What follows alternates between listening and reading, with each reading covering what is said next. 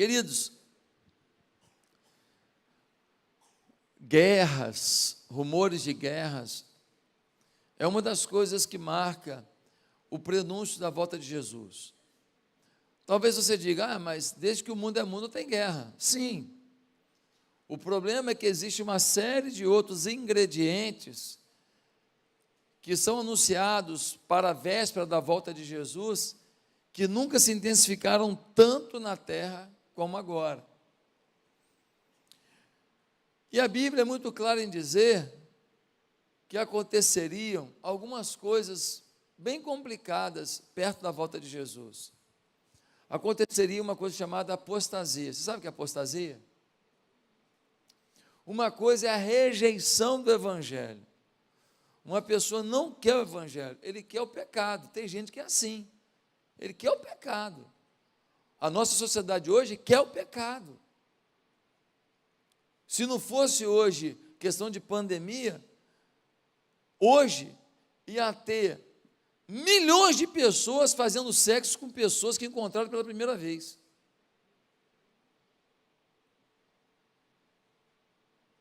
Se não fosse hoje, por causa da pandemia, nós teríamos hoje dezenas e centenas e milhares de pessoas adentrando os hospitais públicos do país, dando despesa para o país por causa de coma alcoólico.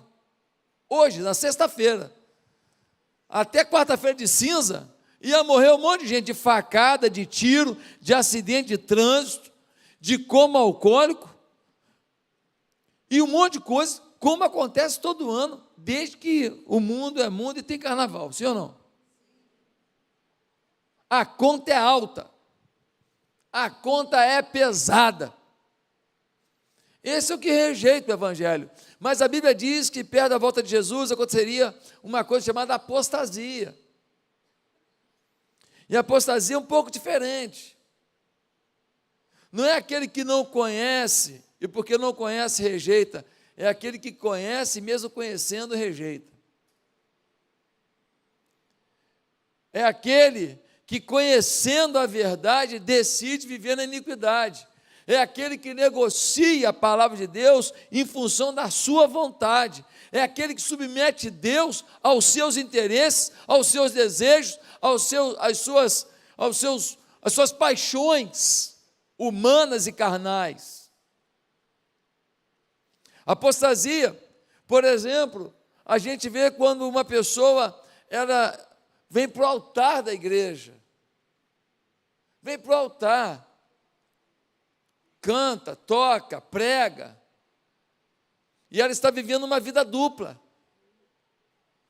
Ela está vivendo no pecado, ela está vivendo na prostituição, ela está vivendo, e ela vem para o altar, e ela tem a maior cara de pau. E ela fala glória, glória, glória, ela fala mistério. E a vida é podre. Sabe o nome disso? Apostasia, está cheio. Está lotado.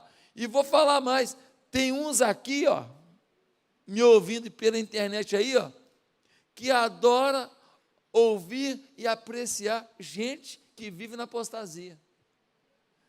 Porque você olha o que ele fala de encantador, de bonitinho, mas você nem conhece a vida que ele vive. E muitas vezes você não ouve seu pastor, não ouve sua liderança, para ouvir um Zé Ruela do inferno.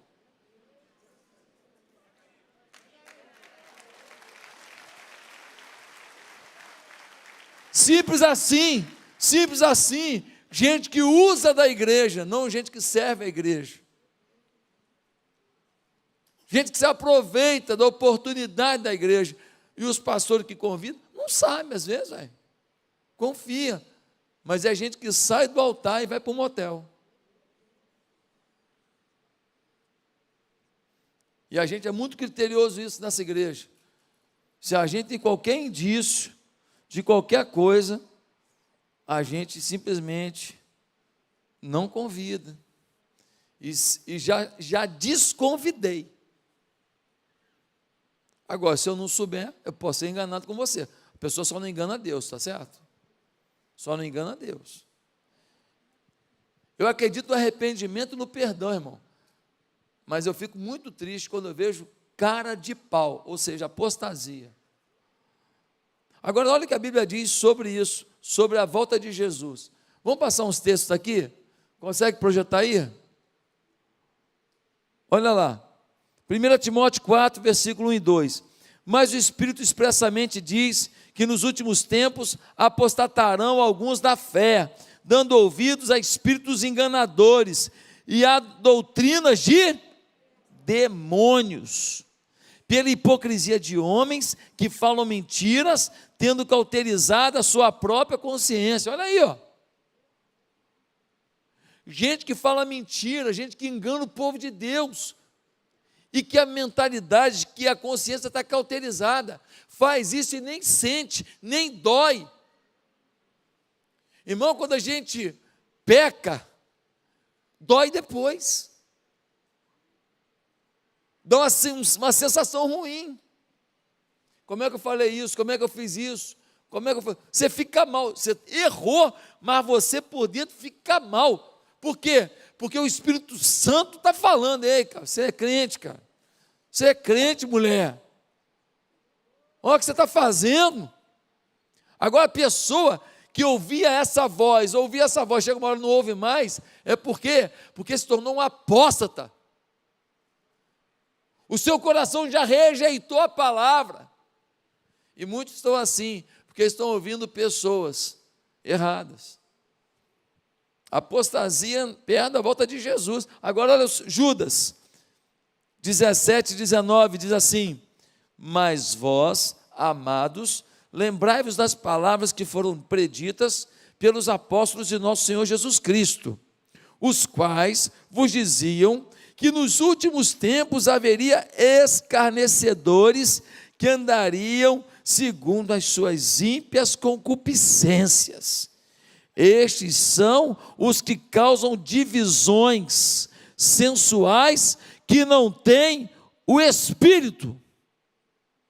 Judas aqui diz com referência aos incrédulos, uma vez que ele diz não terem o Espírito. Ele fala, olha, muitos perto da volta de Cristo, eles vão andar na sua ímpia concupiscência.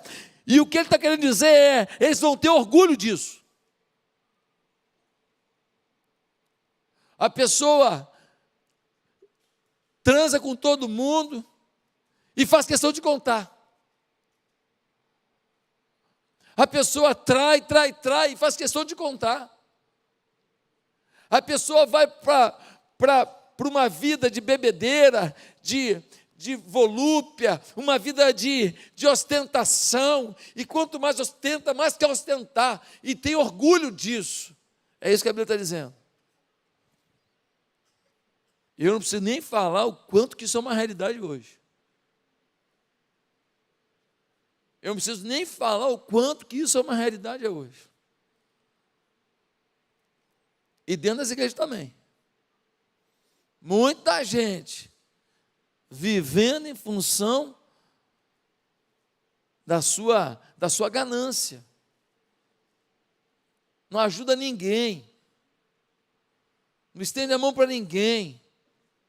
Sai daqui, paga R$1.000. Um dia um cara falou, pastor, come esse bife aí. Eu fui num restaurante com uma pessoa, um restaurante legal, aí eu comi o bife. Ele falou, pastor, esse bife é fera. Eu falei, é fera mesmo, cara, isso aí é do bom mesmo.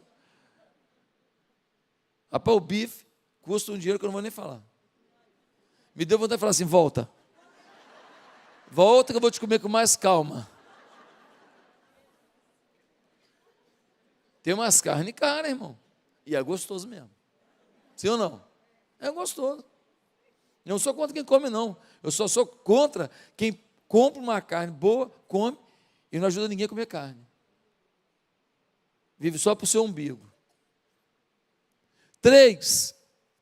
Mateus 24, versículo 4, diz assim: e Jesus respondendo disse-lhes, acautelai-vos, que ninguém vos engane. Versículo 12, e por se multiplicar a iniquidade, o amor de muitos esfriará. Você conhece gente que estava firme na igreja que saiu? Você conhece gente que estava na igreja, liderou célula, de repente, vem de vez em quando, não quero fazer nada agora, estou com uns compromissos na empresa. apagou, a chama apagou. Você conhece? Você conhece gente que falou, não, porque eu me aborreci, porque um dia o pastor Josué falou lá no negócio do Flamengo e tal, ele arruma uma desculpinha. Ele estava doido para dar o pira. Conhece dar o pira? Meter o pé. Ele queria sair do compromisso, queria sair da igreja. Então ele arrumou uma desculpinha. Ele foi problema na igreja 20 vezes, todo mundo perdoou. O dia que alguém falou alguma coisa que ele não gostou, ele...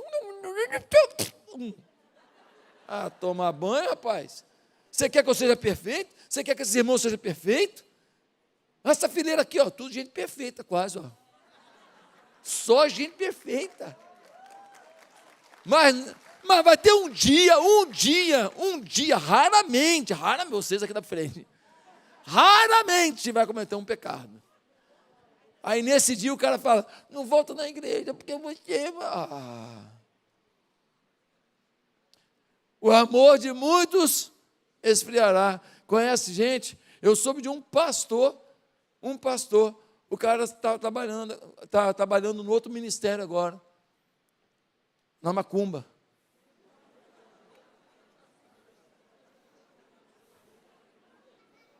Sério? O cara ficou tão revoltado, porque ele sofreu na igreja, situações que ele viveu, ficou tão revoltado, que para afrontar a igreja, ele foi para um outro tipo de linha religiosa, totalmente diferente da fé cristã. A revolta dele destruiu os alicerces dele, destruiu os muros que prendiam o seu coração a Deus. Agora olha só o versículo 37. E como foi nos dias de Noé, assim será também a vinda do Filho do Homem. Portanto, assim como nos dias anteriores ao dilúvio, comiam, bebiam, casavam e davam-se em casamento, até o dia em que Noé entrou na arca, e não o perceberam até que veio o dilúvio, e os levou a todos, assim também será a vinda do Filho do Homem. Olha o que ele está falando aqui. Ele está falando o seguinte, ó, do mesmo jeito que foi na época do Noé, Noé falando, vai vir um dilúvio, estou fazendo a arca, e todo mundo chama Noé de quê? Maluco, está no deserto fazendo uma arca, o maior navio da história sendo feito aí, no meio do deserto, você é maluco? Falei, maluco não, eu sou um homem de Deus, e Deus falou comigo, ele vai mandar um dilúvio, e todo mundo chamando o quê? Noé, o maluco. Quando veio o dilúvio, aí eles falaram, ó, a água está caindo e com força, hein? Será que o maluco tinha razão? Aí a água começou a subir, 20 centímetros. Será que ele tinha razão? 40 centímetros. Estou achando que ele tem razão. 1,5 metro. Noé, abre a arca. Já era. Deus deu a chance para quem queria ouvir a palavra e não para quem está sentindo a dor da sua rejeição da palavra. O nosso Deus é o nosso advogado fiel. Não me importa o que você fez na sua vida, eu acredito na restauração de qualquer pessoa, e definitivamente, eu não coloco assim, esse pecado, esse é mais feio, é pecado sexual, pecado com dinheiro, pecado de mentira, na boa, sinceramente, eu acredito que a Bíblia me garante isso, que Deus não está avaliando do jeito que a gente avalia, nós temos mania de falar, esse pecado é pior que o outro, Deus não pensa assim, Deus quer ver um coração quebrantado, e é um coração quebrantado, ele não resistirá, e é isso que eu creio, e é isso que a gente prega nessa igreja. Agora, nós não vamos facilitar para o pecado, nós vamos facilitar para o pecador. Para o pecador nós vamos estender o tapete vermelho, vem, vamos mudar. Agora, para o pecado dele nós vamos bater, para o pecado dele nós vamos arrebentar, o pecado dele nós vamos dar um ogoche, conhece o ogoche? Do judô? Vamos dar um ogoche, jogar ele no chão, e nós vamos arrebentar ele, porque o pecado não presta, ele traz consequência horrível, ele acaba com a gente, ele acaba com o casamento, ele acaba com a tua moral, ele te humilha, ele tira a tua dignidade, sim ou não? Por isso que nós temos o sangue de Jesus, que nos purifica de todo o pecado, mediante o arrependimento. Nem palma deram para Jesus nisso aí. Amém? Agora olha o que diz, 42, vigiai, pois, porque não sabeis a hora que há de vir o vosso Senhor. Mas considerai isso, se o pai de família soubesse a que vigília da noite havia de vir o ladrão, vigiaria e não deixaria minar a sua casa. Por isso, estai vós apercebidos também, porque o Filho do Homem há de vir a hora em que não penseis. Jesus vai voltar. Quando? Na hora que a gente não vai pensar.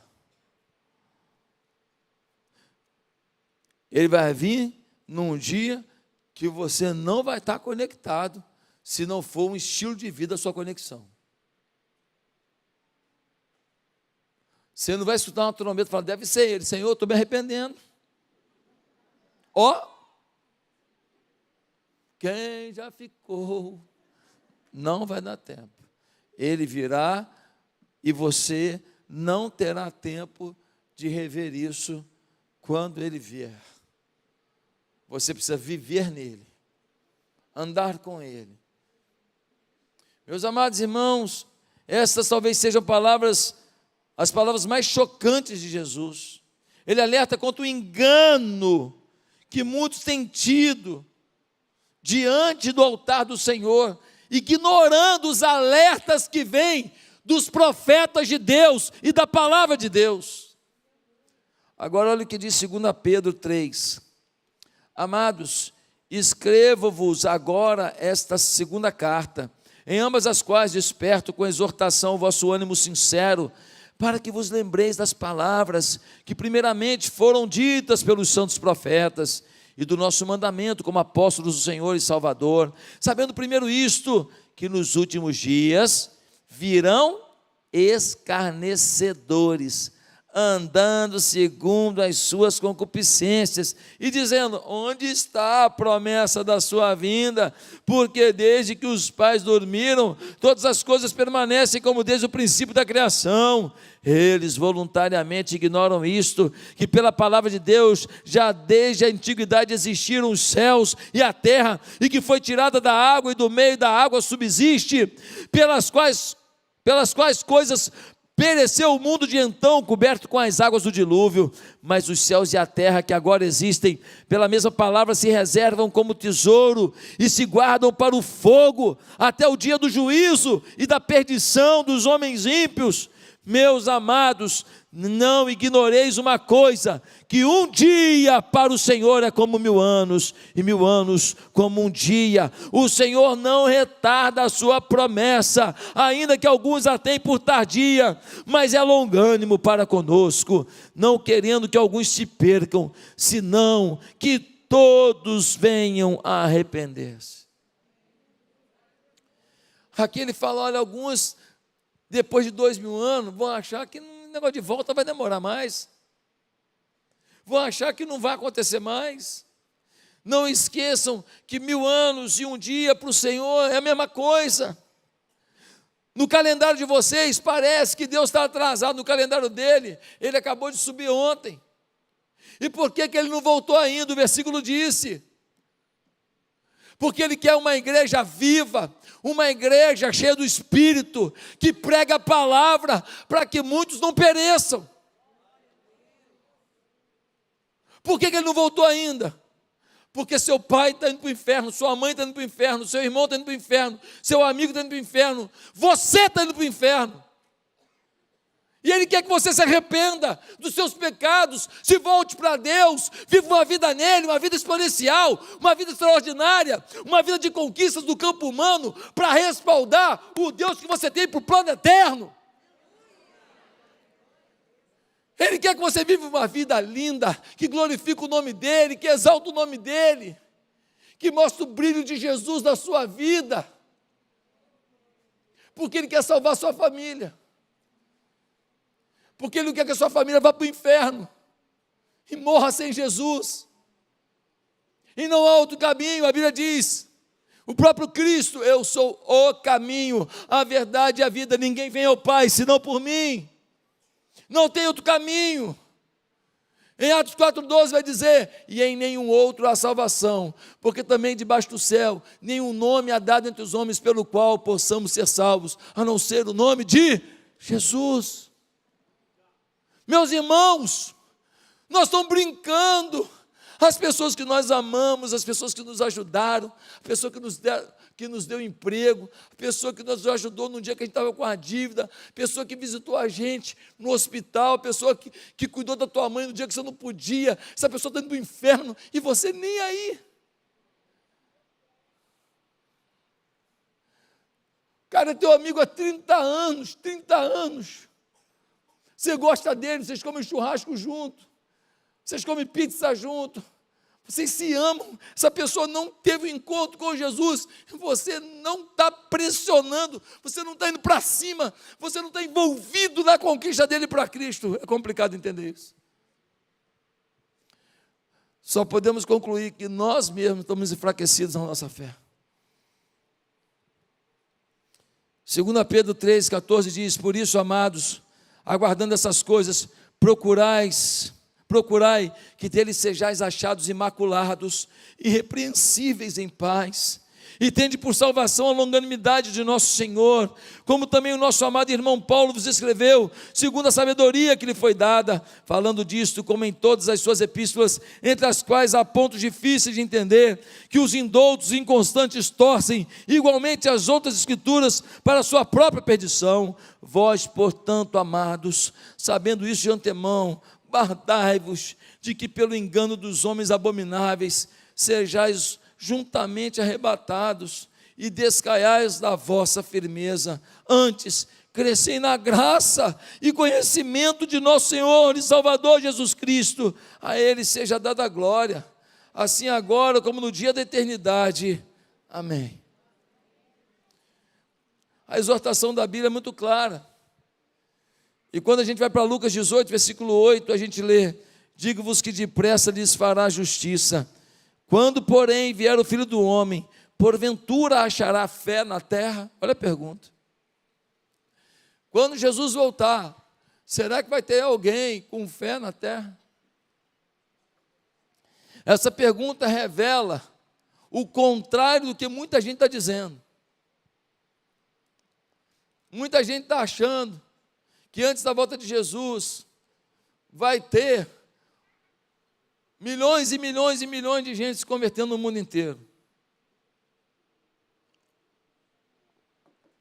Vai ser uma colheita como nunca se viu. Eu não estou seguro disso. Eu estou seguro do que Deus vai fazer na vida da nossa igreja, porque nós estamos pregando isso aqui, que já não é pregado em muito lugar. Mas para a maior parte da igreja, vai ter muita gente indo para o culto, mas não indo para o céu. Muita gente indo para a adoração humana, da epiderme, não para a adoração do coração e do joelho.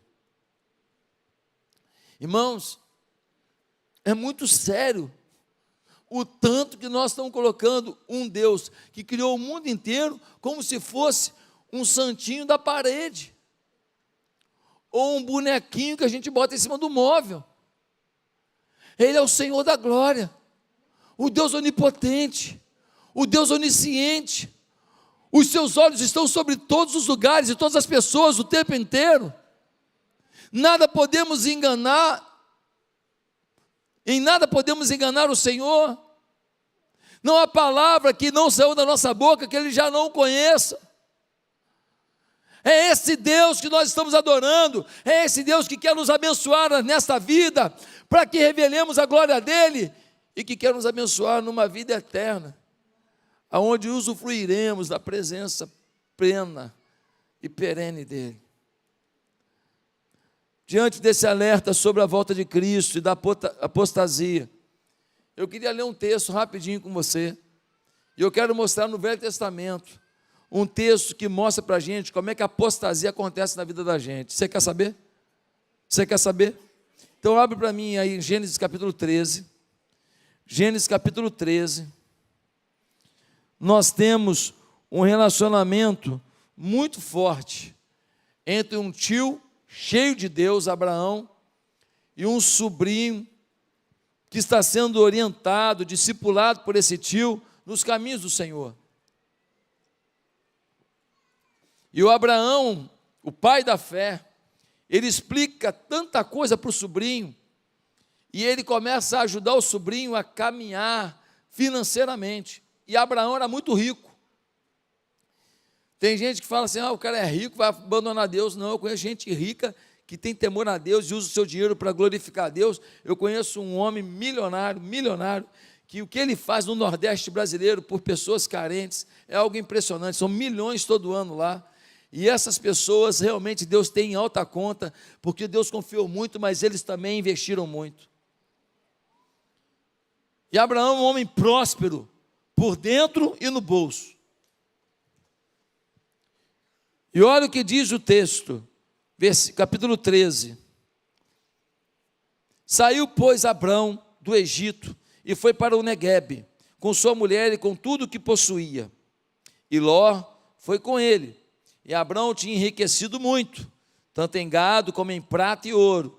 Tem gente que fala que Abraão só tinha muito gado, né? O que ele tinha também?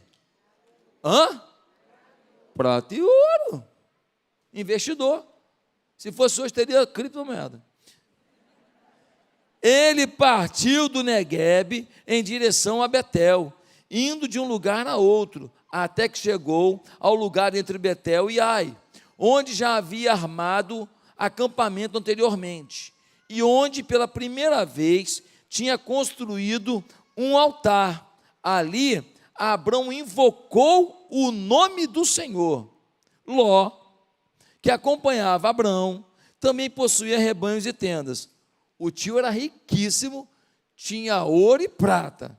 Do Ló, ele possuía rebanhos e tendas. Está bem de vida. Está certo?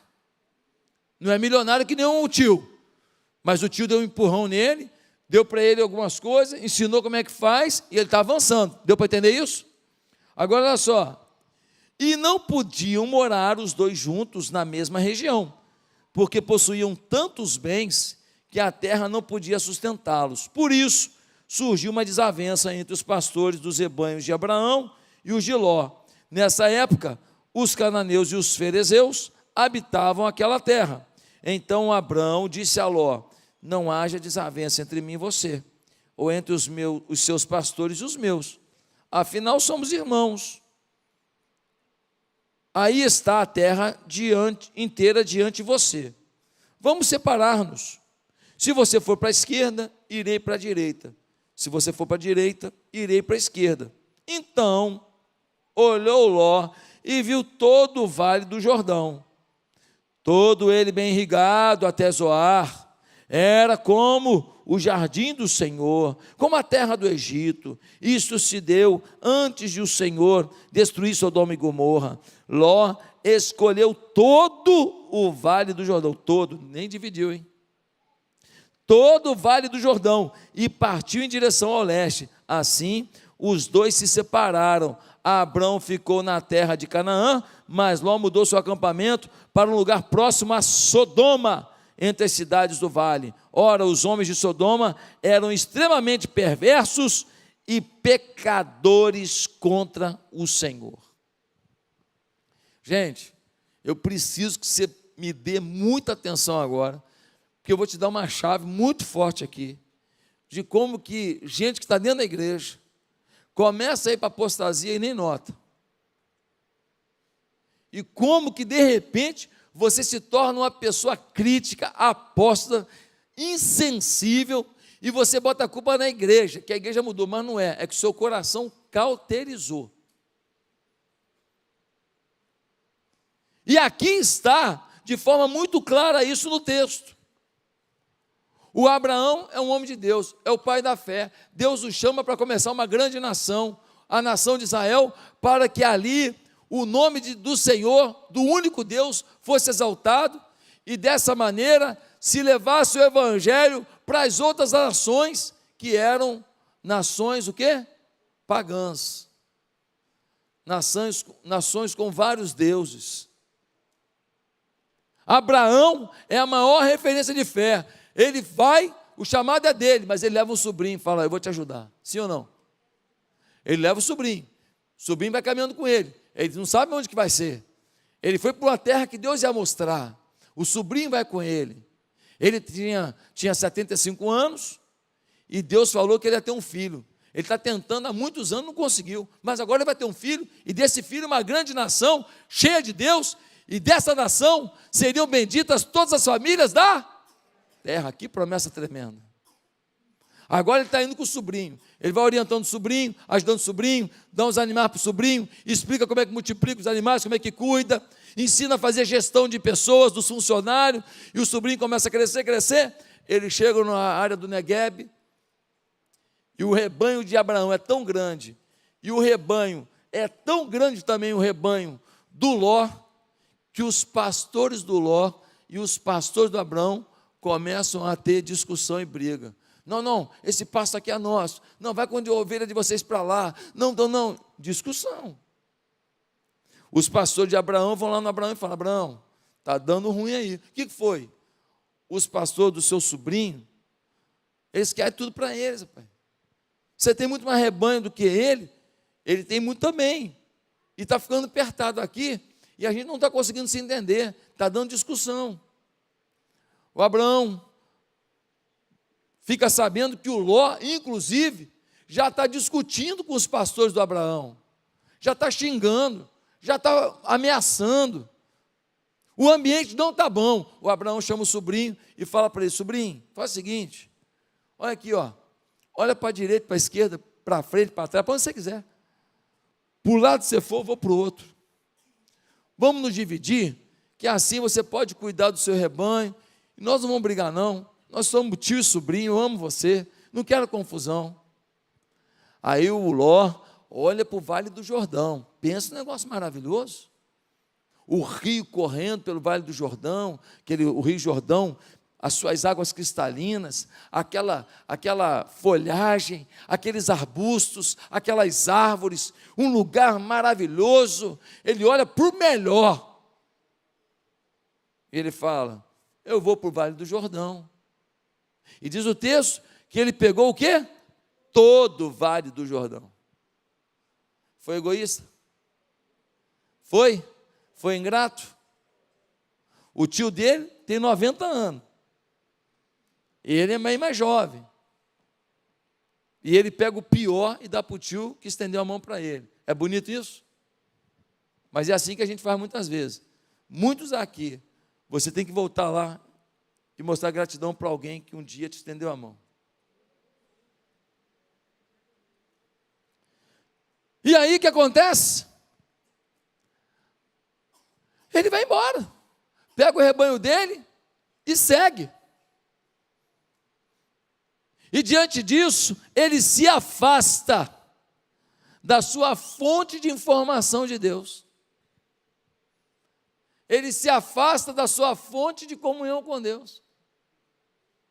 Ele se afasta da bondade. Ele se afasta da generosidade. Ele se afasta da gratidão. Ele que era um convertido, ele que foi orientado no caminho de Deus, deu mole. E aí eu queria falar para você os passos para a apostasia. Primeiro passo para a apostasia é colocar o foco no visível.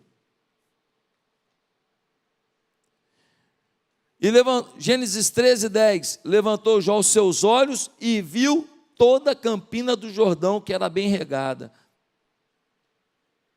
Ele olhou o visível. Ele olhou o que os olhos podem ver, podem consumir. Ele olhou o que as mãos podem tocar. Ele olhou o que ele poderia, de alguma maneira, mostrar para os outros. Ele olha e o desejo lhe toma. A primeira coisa que afasta você de uma vida em Deus é você botar o seu foco no visível. Nada contra você trabalhar, você comprar um carro, você comprar uma casa, você comprar uma roupa, você ter alguma coisa, nada contra, mas o problema é quando o seu foco está no visível. Ele não viu que aquele Vale do Jordão pouco tempo depois, seria totalmente queimado. Por quê? Porque ali estava Sodoma e Gomorra, uma cidade pecaminosa, uma cidade de desvio sexual completo, uma cidade onde todo mundo transa todo mundo, uma cidade louca, uma cidade que não tem temor a Deus, que não respeita a família, uma cidade que não respeita a criança. Não sei se é muito diferente dos nossos dias. E é nessa cidade que ele vai para lá se instalar. Ele só vê o visível, ele não viu que aquilo tudo que ele estava pegando, florido, lindo, irrigado, ia ser cheiro de fogo e enxofre, ia ser destruído. O cristão, ele vê o invisível, ele vê pelos olhos da fé, ele aposta numa coisa que ninguém aposta, porque Deus fala, pode ir, vai que vai se dar bem, vai, é aí. Ele faz o financiamento como o que a gente fez aqui, foi uma loucura quando nós compramos esse terreno. Isso tudo que você vê aqui foi construído por nós, era um terreno, e nós entramos no financiamento de 5 anos e meio, um negócio exponencial, e nós não atrasamos, e nós pagamos, e nós completamos, e tudo, mas nós fomos, por quê? Porque nós não fomos pelos olhos do visível, nós fomos pelo olho invisível, pelo olho da fé, pelo olho que o Espírito revela. Primeira coisa que faz você ir para a apostasia é você botar o seu foco nas coisas. Meus amados irmãos, depois nós lemos em Ló, versículo 11, o seguinte: então Ló escolheu para si toda a campina do Jordão. O segundo passo para a apostasia, sabe qual é? Se entregar ao visível. Você começa a olhar, você começa a apreciar, você começa a andar com gente que te faz olhar só para as coisas do mundo, você começa a caminhar com gente que te bota para desejar só bens materiais, você começa a conversar com gente que só fala para você de coisas fúteis, você começa a almoçar com os colegas de trabalho que começam a falar para você de noitadas deles, de aventuras deles, de bebedeiras deles, de maldades deles, de dinheiro extra que eles conseguiram, e você começa a ver os caras com dinheiro, trocando de carro, fazendo isso, e você começa a se encantar com aquilo, até que você que no momento inicial achava um absurdo, você começa a se entregar àquilo. Você não está mais olhando, você agora quer. Você não está mais apreciando, você agora deseja, ardentemente. Ló nem titubeou ao ver aquela bela área, e de imediato escolheu para si, e falou, é isso que eu quero. Em 1 Timóteo 6,9, Paulo alerta para aqueles que objetivam ficarem ricos, pois certamente cairão em laços malignos. Se o foco da sua vida é ficar rico, você vai cair em laço maligno. Pastor, como assim, pastor? Se eu quiser ficar rico, eu vou cair. Vai. Agora, se você tiver um propósito grandioso, em que a riqueza faz parte de um propósito, fica tranquilo. Se o teu alvo é multiplicar recursos, para falar, eu tenho 10 milhões, 20 milhões, 30 milhões, 100 milhões, 1 bilhão. Querido, se o teu alvo é esse, o teu alvo é aquilo que é visível, e você agora deseja o visível. Mas se você fala, Senhor, o Senhor me deu 1.000, deixa eu fazer isso aqui para o Senhor me deu 10 mil, deixa eu fazer isso para o Senhor. E o tempo inteiro em que você vai crescendo, você tem um propósito com Deus. Nesse momento, a tua riqueza tem sentido, porque a tua riqueza é a riqueza do reino. A tua riqueza é riqueza de atitude, a tua riqueza é generosidade, a tua riqueza tem propósito de Deus. Problema nenhum, vou fazer a minha empresa e tal, e vou fazer, por exemplo, nós temos uma creche aqui, 250 crianças. Quantos aqui têm condição de ajudar pagando meia criança ou uma criança inteira? o custo disso. Você ajuda na formação, porque uma criança é até os seus 11 anos, que a gente vai trabalhar o conceito moral, ético, a personalidade da criança. Para ser forte mesmo é até os 7, mas vai até 11, alguma coisa a mais aí, que eu não sei os detalhes todos agora não. Então, se você ajuda uma criança dessa na infância, você ajuda a criança a ter uma vida plena para o resto da vida. Você semeia alguns anos e você marca a história da criança. Meus irmãos, quantas pessoas que o que elas gastam no final de semana num restaurante sustentariam 30 dias de uma criança. Aí é problema. Aí é problema. Queridos, Gênesis 13:11 diz: então Ló escolheu para si toda a campina do Jordão e partiu Ló para o Oriente. Primeiro passo para a sua apostasia é você colocar o foco no visível. Segundo passo, se entregar ao visível. Terceiro passo, se afastar da comunidade da fé. Se afastar. O que ele fez? Olhou, se entregou, vou para lá. É isso que eu quero. Agora, ele se afasta do tio, do pastor dele, do discipulador dele, do orientador dele, do freio para a vida dele. O tio é o cara que fala na orelha dele o que ele precisa ouvir. Quantas pessoas que quando elas começam a buscar só as coisas materiais, os desejos, começam a buscar somente suas paixões, suas realizações, e elas começam a se entregar por isso, aí o que elas fazem? Elas se afastam da igreja, sim ou não? Aí ele compra uma casa de praia, o que ele faz? Ele não vem mais a culto. Você faz uma conferência do poder, ele não vem nem um dia. Você marca uma imersão do Espírito Santo, ele fala, vou assistir um pedacinho no online. Ele começa a se afastar. Ele já não entrega os dízimos, que ele era dizimista fiel. Ele deixa de entregar o dízimo. Porque eu entregava, né, pastor, que eu ganhava salário mínimo, mas agora estou ganhando muito. Agora não vai dar não, pastor. Pô, pastor, quando eu ganhava salário mínimo, para entregar R$100 estava tranquilo, mas poxa, agora, pô, é muito dinheiro, pastor. Prosperei. É quase um automóvel todo mês. Se eu for entregar meu dízimo, agora não dá não, pastor. Não, a igreja não vai saber nem o que fazer com o dinheiro. Você que sabe. Tu podia exportar para o inferno para aquecer o teu caldeirão. Tu está de brincadeira, tu vai falar que é a igreja que não sabe o que fazer. Agora você é o gestor internacional de Deus. Você já viu quanta besteira que as pessoas falam? Se você está numa igreja que você não vê que é a seriedade com os dízimos e ofertas, você já está no lugar errado. Se você não confia no que é feito ali, então você está no lugar errado. Porque você está dando desculpa para não entregar o seu dízimo porque você não confia.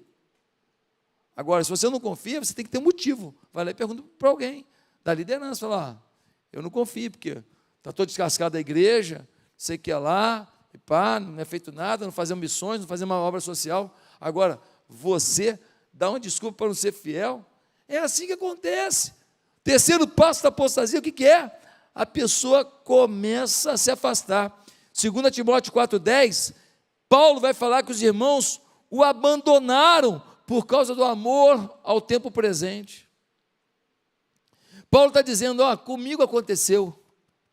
Gente que andava comigo, começou a prosperar, começou a gostar de outras coisas, começou a querer o que os outros tinham, começou a andar com as rodas erradas, com as influências erradas, me abandonaram. Gente, uma pessoa que andava com Paulo, que era colado com Paulo, abandonar, pensa comigo. Agora pensa comigo agora, tá bem?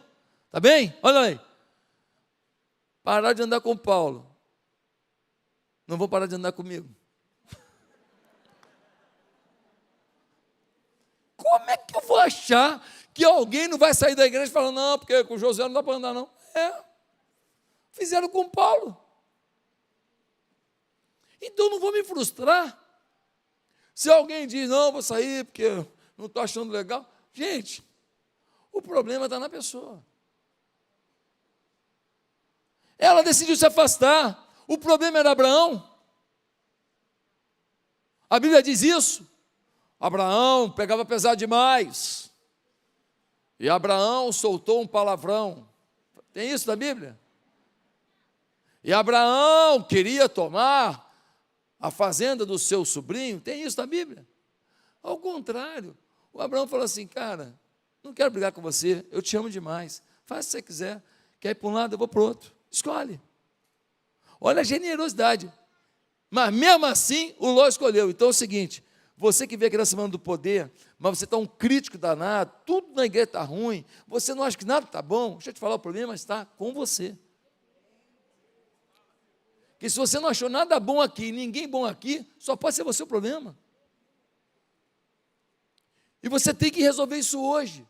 Porque você veio aqui para sair daqui cheio de poder. Você veio aqui por uma nova caminhada. Deus quer te prosperar em tudo. Em tudo. Porque me falar também, Deus é um Deus de abundância. Mas é abundância só no espiritual. Isso também é conversa fiada. Passar fome não é propósito de Deus, não. A não ser que eu estou lá, fui lá para a obra missionária, estou passando um dia de fome e tal. Agora, você tem escassez, com todo mundo comendo ao seu redor, e você achar que isso é o plano de Deus, você está de brincadeira. Você está de brincadeira. Deus não precisa desse tipo de sacrifício. Ele quer outro sacrifício. Ele quer a tua vida envolvida com a obra dele. Ele quer o teu trabalho para ele. Ele quer a tua paixão por ele. Ele quer a tua adoração como estilo de vida. Quem está entendendo? Mas aí veio o quarto e último passo para a gente acabar. Gênesis 13, versículo 12. Habitou Abrão na terra de Canaã, e Ló habitou nas cidades da campina, e armou as suas tendas até Sodoma. Ora, eram maus os homens de Sodoma, e grandes pecadores contra o Senhor. Olha o que aconteceu. Olhou para o visível, desejou, colocou o foco no visível, se afastou do povo de Deus, e agora começa a gostar da convivência com o ímpio. É o caminho da apostasia. É o caminho da apostasia. Ele foi morar em Sodoma e Gomorra. Chegou em Sodoma e Gomorra, a sodomia tomando conta, a prostituição tomando conta. O lugar era tão horrível que Deus mandou 2 anjos à casa de Ló, porque Ló foi criado no Evangelho. Ló tinha semente do Evangelho. E Deus mandou 2 anjos na casa de Ló. Os homens da cidade falaram para Ló, Ló, manda os 2 homens bonitões que estão na sua casa, que nós queremos dormir com eles. E o Ló falou assim, não toquem nesses homens. O Ló já tinha se tocado que eram anjos. Falou assim, eu dou minhas filhas virgens para vocês. Olha o que o Ló fez, coisa louca também. Eu dou minhas filhas virgens para vocês, mas por favor não toquem nesses homens. Sabe o que os homens da cidade disseram? Não, não, não. Nós queremos os homens que entraram na sua casa. Bota eles para fora da casa, que nós vamos nos deitar com eles. Um estupro de anjos do Senhor. Olha o que os caras queriam fazer, cara. Olha que coisa louca. Olha o desespero do Ló, da proposta louca que ele fez também. Oferecer as filhas. A iniquidade é tão grande. Agora, o Ló morava lá, e diz o texto que ele morava na entrada da cidade. Sabe quem mora na entrada da cidade? Juízes da cidade. Sabe quem mora na entrada da cidade? Pessoas que participam das decisões da cidade. O Ló foi para lá, foi muito bem recebido, prosperou lá, se tornou uma autoridade na cidade, porque ele morava onde ficavam na cidade as pessoas que participavam dos julgamentos, das decisões da cidade. Ele agora é influente na cidade. Gente, como é que esse cara consegue estar tão conectado com uma cidade tão ímpia? Você está na igreja, mas deixa eu te falar uma coisa. Dá uma volta ali fora rapidinho que tu não volta. Vou provar do pecado só um pouquinho? Vai. Eu me lembro de um rapaz, década de 90, ele foi para o mundo. Estou na igreja há muito tempo, vou curtir o mundo um pouquinho, depois eu volto. Voltou. E voltou com AIDS. Graças a Deus tem um coquetel aí, a galera está conseguindo viver, né? Está conseguindo viver, mas está lá. A marca de alguma decisão que ele tomou na vida dele, quando ele foi para a prostituição, foi para a promiscuidade, ele voltou com essa marca. Graças a Deus que tem medicamento hoje para a pessoa viver muito tempo, tranquilo. Meus amados irmãos, meus queridos, o Ló foi tão bem recebido por todo mundo na cidade, não foi? Mas quando os anjos estavam na casa dele, no capítulo 19 de Gênesis, você vai ver isso. Os homens que eram os amigos dele, agora queriam invadir a casa dele. No mundo, todo mundo te abraça, abre a cerveja para você, fala de negócio com você, diz que vocês vão ganhar milhões juntos, até o momento em que você manifestar o seu temor a Deus. Nessa hora, o ímpio não te suporta. O ímpio vai tentar te destruir. Nenhum ímpio quer alguém vivendo em santidade do lado dele. A não ser quando o Espírito Santo já toca no coração dele, e ele fala, eu quero viver a vida que fulano vive, eu quero mudar de vida. Mas o ímpio que está na sua arrogância ímpia, ele fica falando para você o que falavam para mim quando eu trabalhava, secularmente. Meu irmão, vamos lá, Josué. Rapaz, você é jovem, cara. Despedida de solteiro do fulano. Nós vamos lá na casa de prostituição. Vamos lá, cara. Aí, gente, Josué não vai não. Um dia uma menina da faculdade, bonitinha, estava dando mole.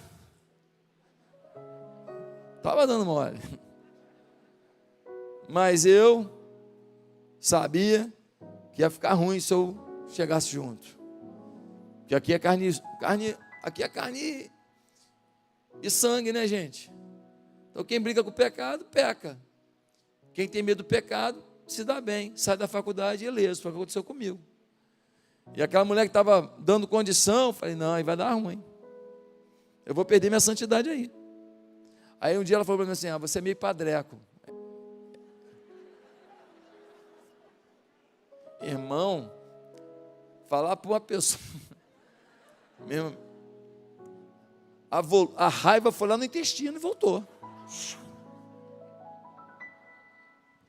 Mas quando você está dentro de um propósito, e o meu propósito era adorar meu Deus com a minha vida.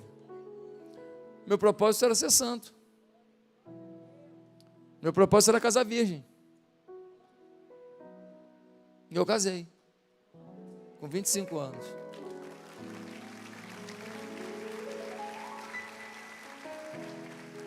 Eu não julgo ninguém que teve a minha experiência, porque o sangue de Jesus nos lava de todo pecado. Eu só estou contando isso para dizer que não é impossível. Estou contando isso para as moças que estão aqui, para você saber que quando o cara vem querendo meter a mão aqui, meter a mão ali, e você fala, se eu não ceder, ele vai me abandonar, esse cara não gosta de você. Esse cara só quer prazer. E se você der prazer, você não vai ter compromisso. Pastor, foi diferente comigo, a gente teve um monte de coisa errada, mas deu certo. Tá bom, que bom, parabéns, Deus abençoe. Mas quantas pessoas se sentiram usadas? Gente, eu quero falar uma coisa para você. Mentira, inveja, falar mal dos outros, criticar tudo, negócios escusos, minar uma pessoa no trabalho, contar para o outro, em vez de ajudar a pessoa, minar com o chefe para prejudicar alguém. Gente, tudo isso é iniquidade. e nós podemos melhorar nossa vida. E eu queria terminar dizendo para você que o Ló, ele recebeu os anjos, ele queria ter uma vida com Deus, mas ele foi tão forte no pecado, que se você continuar lendo a história dele, você vai ver que ele um dia se embriagou, e a mulher dele já tinha morrido, virou uma estátua de sal. E o que aconteceu com Ló? Vocês lembram quando ele estava bêbado? O que foi? As filhas dele se deitaram com ele, porque elas disseram: meu pai não tem descendência, vamos dar descendência ao meu pai. E elas se deitaram com o próprio pai. Olha que negócio diabólico. E elas engravidaram do próprio pai. Quando você mexe com o pecado, você não sabe onde vai parar a sua vida. Pastor, mexi, mas Deus me libertou. Glória a Deus, Ele é Deus. Bola para frente. Mas não brinca de novo não, porque você não sabe se vai ter segunda chance. Hoje, nós temos que pensar aqui o seguinte: essa semana do poder, nós vamos precisar nos encher da glória de Deus, e agora. Eu vou pedir para você ficar de pé. A Bíblia conta uma história de que quando o noivo chegou, algumas noivas não estavam preparadas, não foi? A apostasia tomou o coração delas, o pecado tomou o coração delas, e elas não estavam com a lamparina para poder receber o noivo. E elas que não estavam com a lamparina tiveram que fazer o quê? Tiveram que comprar azeite. E quando foram comprar azeite, o noivo chegou. E ele entrou no local das bodas. E as noivas que tinham azeite na lamparina puderam noivar, casar. Mas as noivas que não tinham azeite na lamparina, o que aconteceu com elas? Ficaram do lado de fora, não adentraram para viver a vida com o noivo. Nós sabemos o que esse texto quer dizer. Quem é o noivo? Jesus. Quem é a noiva? A igreja. E o que é o azeite? É o Espírito Santo. Quem tem o Espírito Santo, está cheio do Espírito Santo, vai encontrar com o noivo. O noivo vai abençoar você aqui, e o noivo vai abençoar você para sempre. Mas quem está na igreja, uma vidinha mais ou menos, e nunca se enche do Espírito Santo, pode ficar vazio. E quando o Espírito Santo, e quando o noivo chegar, você não entra para a vida eterna e para a comunhão com o Senhor. Por isso, nós vamos nesse momento fazer um ato profético. Eu queria que você pegasse sua lanterna do seu celular. Tem celular aí? A maioria tem, não tem? E você não tem aqui uma lamparina? A lamparina só fica acesa se tiver o quê? O azeite. Você vai colocar aqui, ó. Você vai colocar a lâmpada atrás da lamparina, simbolizando que a tua lamparina está acesa, que o Espírito Santo está adentrando a tua vida com autoridade, com poder. A tua lamparina está sendo acesa agora, está chegando azeite novo, azeite do bom. O azeite está acendendo a tua vida, o azeite está mudando a tua história. O meu está ficando legal aqui? Dá para? Deixa eu ver aqui. O azeite, ele está agora sendo derramado, e você vai falar para Deus agora: Senhor, derrama tudo, derrama tudo. A minha lamparina tem que ficar acesa. Aonde eu for, eu quero que as pessoas vejam a minha lamparina acesa. Aonde eu chegar, eu quero a minha lamparina acesa. Eu não aceito mais a lamparina apagada. Se o noivo chegar de manhã, estou preparado. De tarde, estou preparado. De noite, estou preparado. No trabalho, estou preparado. Na rua, estou preparado. No casamento, estou preparado. Na família, estou preparado. Ele pode vir agora que ele quiser, porque a minha lamparina está acesa, porque tem azeite. Vamos cantar uma canção? Fabiano, o que nós vamos cantar aí?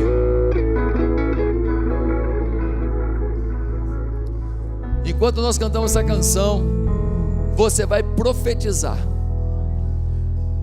tudo de lindo que você, ouve aqui, tudo de lindo que você pode sonhar sobre a sua vida, você vai falar agora diante do Espírito Santo. Você vai falar: Espírito Santo, eu vou ser uma pessoa linda.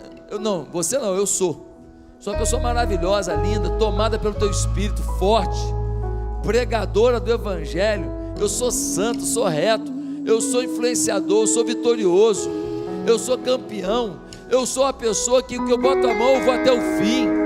O teu Espírito me move, o teu Espírito me encanta, o teu Espírito me faz florescer, o teu Espírito me faz alcançar. Eu sou mais que vencedor. O teu poder está na minha vida, a tua glória está na minha vida. O teu Espírito toma tudo na minha história. Eu sou a pessoa que não desisto nunca, que eu sei quem é meu Deus. Amém? Enquanto ouvimos essa canção, por uma vez, você vai orar e profetizar. E você vai dizer assim: Espírito Santo, toma o teu lugar na minha vida.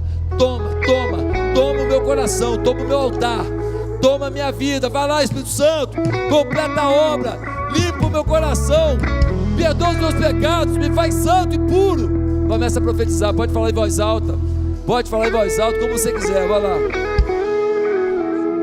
Minhas lamparinas estão acesas. Oh, Jesus.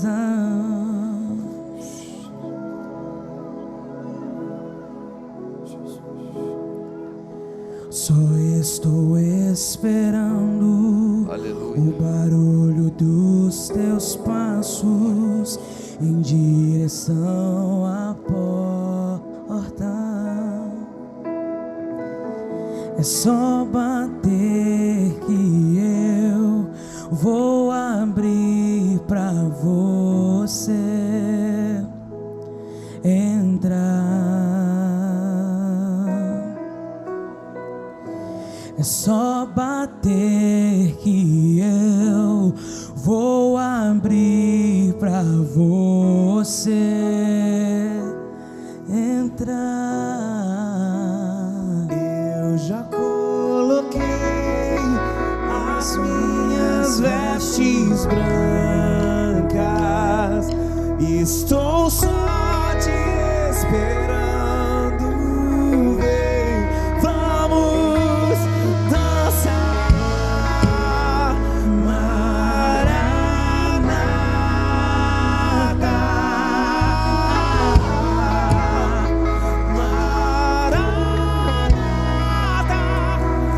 Eu já coloquei as minhas vestes brancas,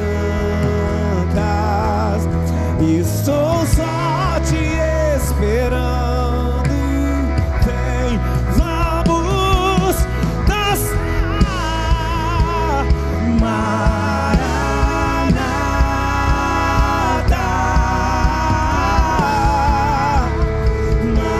Maranata. Tem fogo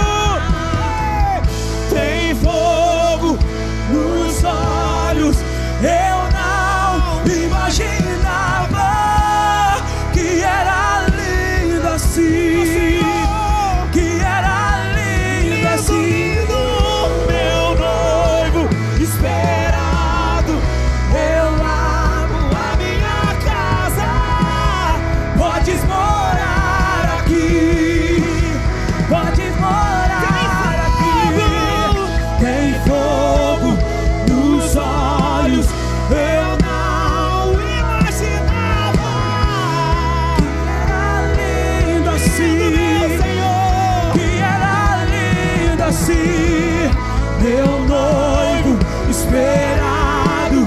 Eu abro a minha casa, podes morar aqui, podes morar aqui.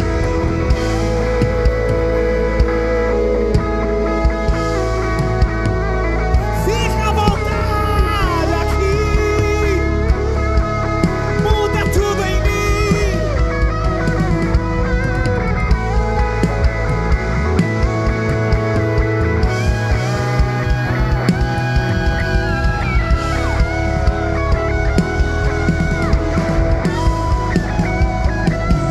Coloquei as minhas vestes brancas, estou só te esperando. Vem, vamos dançar. Maranata,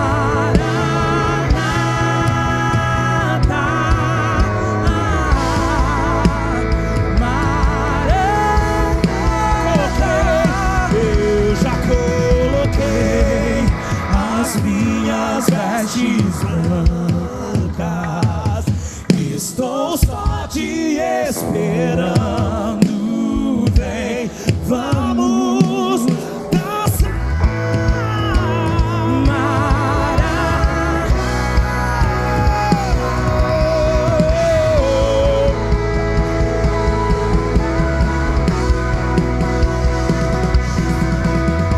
Eu vou subir um monte que muitos desistirão e vou ficar lá até te encontrar. Eu vou entrar na casa e vou fazer morada e vou ficar lá. Eu vou subir, declara igreja. Eu vou subir um monte e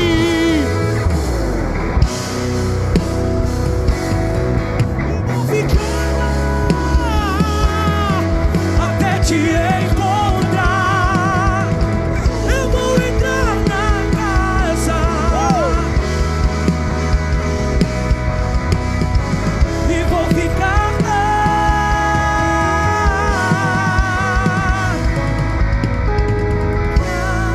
Tempestade, você, chuva forte,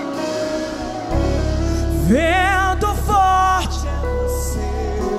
E o que me faz tremer as pernas, a porta aberta é você, mas a fechada é tudo sobre você. Mais perto do monte, mais perto da face, me espanto com o peso da glória. Mais perto da glória, mais perto da morte. O medo quer me parar, então me tira o que me faz dizer, Moisés, suba, e me faz entender tudo.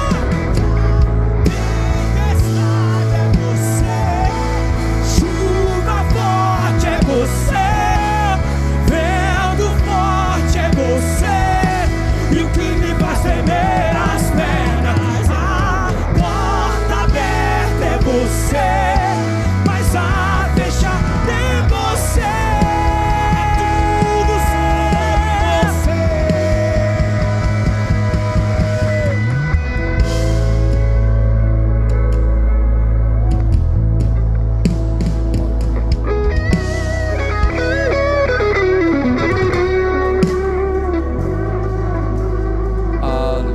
Aleluia,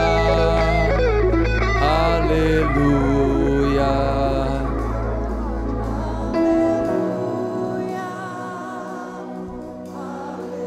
O Espírito de Deus está aqui. quer mudar a sua vida, quer mudar a sua história, quer fazer de você um adorador, quer te levar para uma vida ministerial que você nunca viveu. Aleluia, aleluia,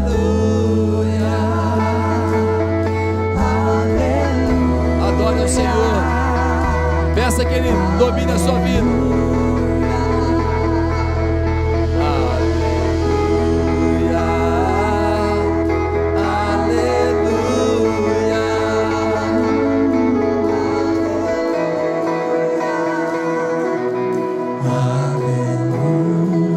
Subir.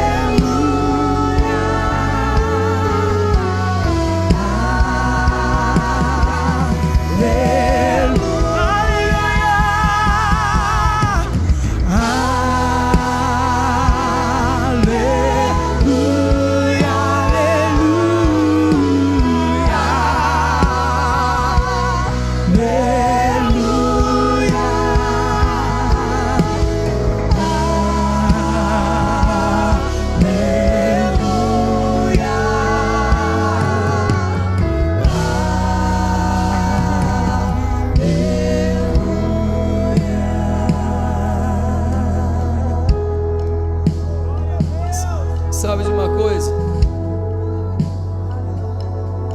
Eu não sei se você tem o mesmo sentimento que eu. Eu queria ser mais santo. Eu queria ser mais consagrado. Eu queria ter mais visão espiritual. Eu queria discernir melhor pelo Espírito. Eu queria não me abater tanto quando alguém fala mal de mim, quando alguém inventa uma mentira sobre mim. Eu queria responder de uma forma mais espiritual na hora que o meu perfil tenta responder da minha maneira mais carnal. Eu queria que os meus olhos, minhas mãos, minha boca, minha mente refletissem sempre esse momento aqui. Um momento em que a gente não tem chance nem de ir para o pecado, não tem chance nem de se entregar a um pensamento ruim, porque a atmosfera do Espírito toma o lugar, e a gente sente que a gente está diante do Deus eterno, e que a glória dele está sobre nós. Eu disse que eu queria isso tudo, mas eu queria declarar para você que tudo isso que a gente quer é uma verdade, e nós já temos tudo para viver isso. Basta a gente fechar algumas influências, basta a gente não andar com certas pessoas que atrapalham às vezes a gente, basta a gente não deixar tocar o nosso coração umas coisas que a gente já sabe que elas vão vir. São flechas que a gente já conhece. Tem nada de novo. O diabo não é criativo. Eu e você, a gente cai no mesmo pecado sempre.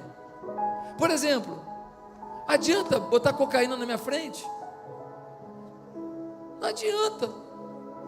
Nunca tomei nem cerveja. Vou tomar cocaína, mano. Cada um de nós tem uma área que a gente é invulnerável, a gente não está nem aí. Mas eu e você, nós sabemos quais são as nossas áreas de fraqueza, e todos nós temos, sim ou não? Então, qual é a novidade? Aonde que o diabo quer pegar a gente? Aonde a gente já sabe que ele vai tentar. A gente já sabe. Por exemplo, a gente vai daqui a pouco bater um papo. Aí eu vou estar lá com a Fabiana. Se a gente falar certas coisas, tudo que a gente falou aqui, a gente joga fora, família. Depois de um momento tão gostoso. Né, Leandro? Verdade. Por quê? Porque o diabo fala, cara, deixa eu roubar dos adoradores, deixa eu roubar dele rapidinho esse negócio aqui, senão esses caras começam a incendiar o Brasil aí, fica ruim para mim. O diabo, olha, a gente já sabe. Por quê? Porque às vezes depois de uma programação que nem essa, a gente sentou numa mesa, em vez de ser edificado, a gente foi o quê? Estragado. Eu já fui para a mesa, depois de pregar, aí alguém conta um negócio, eu saio dali pior do que eu entrei. Deixa eu te falar uma coisa, o diabo só te vence porque você decide abrir a brecha, porque você já sabe aonde que é. São teus olhos? É. Você está forte para malhar nessa academia que você malha? Você está forte? Ou você malha nessa academia e você fica desesperado lá? É sério. Vamos abrir o jogo? Eu malho na academia do meu prédio. As gatas de 92 lá, malhando. Todo mundo família, se conhece. Tranquilo. Eu fiz uma escolha. A outra academia tem um monte de negócio. Não, eu quero malhar aqui. Aqui é mais tranquilo, mais suave. Tá certo? Eu acho melhor. Cada um sabe aonde que quer malhar. Cada um sabe onde que quer conversar. Cada um sabe os amigos que sempre pilha. Cada um sabe aonde que tem uma atitude que te leva para outro caminho. O cara fumou maconha a vida inteira. Aí ele fala, meu ministério é pregar na boca de fumo. Não vai não, irmão. Vai não. Vai não, cara. Espera, tu está muito consolidado. Tu largou ontem esse negócio, fumou maconha há 10 anos. Tu vai querer teu ministério logo na boca de fumo. Não dá para ser em outro lugar, não? Você sabe onde você é vulnerável. Gente, vamos fechar a brecha? Vamos fechar a brecha? Eu estou com a lamparina aqui, ué. Então aqui, ó. Repete comigo aqui, ó, com a lamparina lá em cima. Mas não fala de bobeira, não. Fala profetizando. Fala profetizando. Senhor, eu reconheço as minhas áreas vulneráveis. Algumas as pessoas sabem, outras talvez não saibam, mas eu sei por onde que o diabo de vez em quando se dá bem. Só que eu decidi ser santo, ser puro, ser justo, ser cheio do Espírito, ter autoridade espiritual, ter revelação do alto, ter visão aberta para as coisas de Deus, e eu vou prosperar,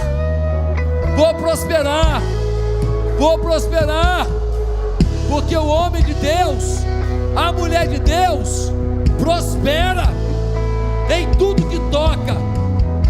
Meu Deus, se era o meu pecado que estava retendo a minha bênção, então eu quero declarar que a bênção já chegou, porque eu estou livre, eu estou liberto do que me aprisionava. Eu sei que o meu Redentor vive, eu sei que o meu Salvador tem todo o poder para mudar a minha história a partir de hoje. E eu declaro que o patamar mais alto é para mim, com o meu Deus, e aonde eu for, o Espírito iluminará quem estiver por lá.